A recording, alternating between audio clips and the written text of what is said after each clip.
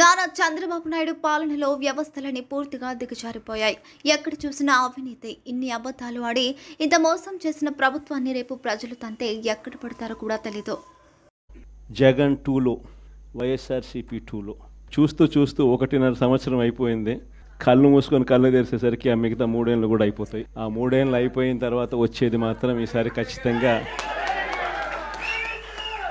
మన ప్రభుత్వమే వస్తుంది.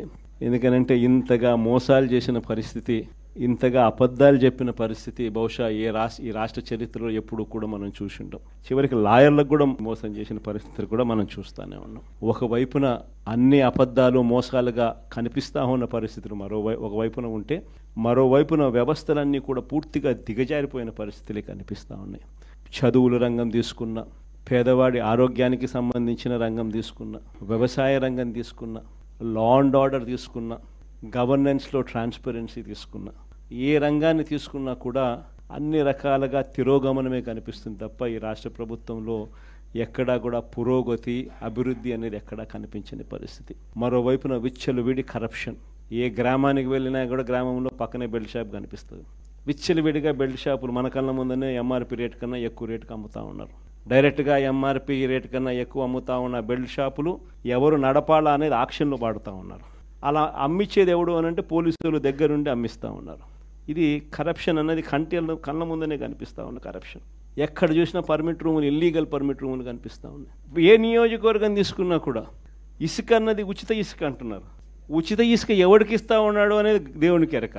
కళ్ళు ఎదుటే కనిపిస్తూ ఉన్నది ఇసుకే మన ప్రభుత్వ హయాంలో కన్నా డబుల్ ద రేటుకి అమ్ముతూ ఉన్నారు. పేకాట క్లబ్బులు దగ్గరుండి నడిపిస్తూ ఉన్నారు ఎమ్మెల్యేలు, క్యాండిడేట్లు.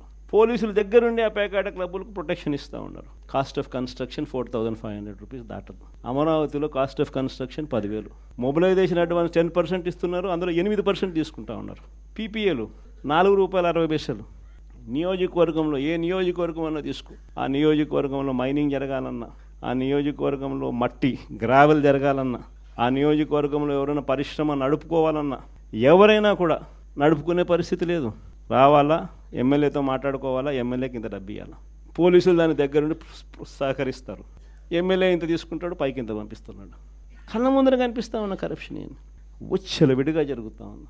ఇలాంటి నేపథ్యంలో ఇంత మంచి చేసిన మనకే ఈ పరిస్థితి ఉన్నప్పుడు మరి ఇన్ని అబద్ధాలాడి, ఇన్ని మోసాలు చేసి, ఇంత దారుణమైన పరిపాలన చేస్తూ ఉన్న వీళ్లకు పరిస్థితి రేపొద్దున దేవుడు, ప్రజలు తంతే ఎక్కడ పడతారో నేను వేరే చెప్పాల్సిన పని.